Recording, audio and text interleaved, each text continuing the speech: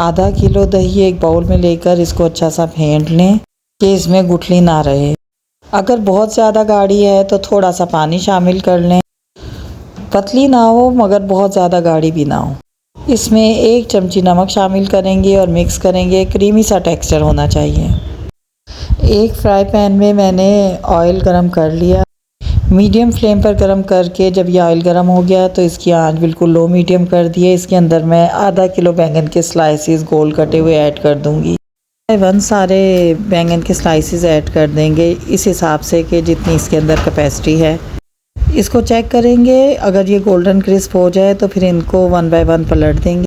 आंच तेज़ नहीं रखनी। फ्राइंग टाइम हमने टोटल 6 मिनट देना है, यानी 3 मिनट एक तरफ से, ताकि ये अच्छी तरह गल जाए, कच्चे ना रहें। तेज़ आंच पर करेंगे तो वो गोल्डन कलर के हो जाएंगे मगर अंदर से कच्चे रहेंगे, तो इसलिए फ्लेम को इस हिसाब से सेट करेंगे। अब आप देख रहे हैं कि ये अच्छे खासे गोल्डन कलर के हो गए हैं। फ्राई करते हुए इनको 6 मिनट हो चुके हैं। मैं नीचे की साइड भी चेक कर रही हूँ साथ साथ, ताकि जैसी नीचे की साइड पे हो ये मैं फ्राइंग पैन से निकाल लूँ। फ्राइंग पैन से निकालने के बाद मैं इस ऑयल में दूसरा बैच डालूँगी, यानी और बैंगन के स्लाइसेस फ्राई करूँगी। और ये बैंगन के स्लाइसेस जो मैंने फ़र्स्ट उसमें फ्राई किए हैं फर्स्ट बैच में, इसको मैं दही के अंदर ऐड कर दूँगी। दही में डालने के बाद इनको 1 चम्मच की मदद से दही में मिक्स कर दूँगी। हल्के हाथ से मिक्स करेंगे और इसके बाद दूसरा बैंगन का बैच भी फ्राई करके इस दही में डाल दूँगी। मिक्स करते वक्त एहतियात रखें कि बैंगन के स्लाइसेस टूटे नहीं।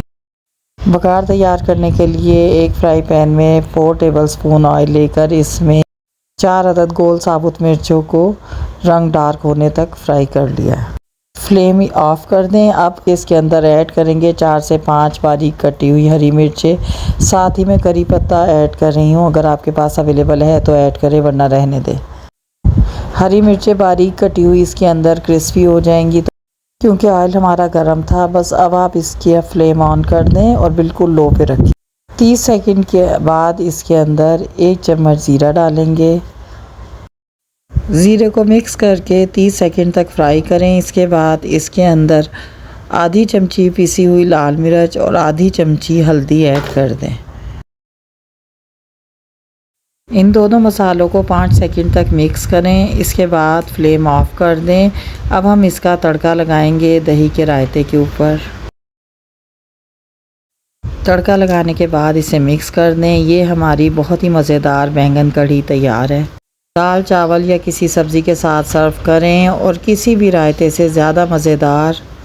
गर्मियों में तो इतनी मज़ेदार लगेगी कि आप रोज़ बनाएंगे। रेसिपी पसंद आए तो चैनल को सब्सक्राइब कर दें। वीडियो को लाइक शेयर करना मत भूलें। मिलते हैं नेक्स्ट वीडियो में। अल्लाह हाफिज़।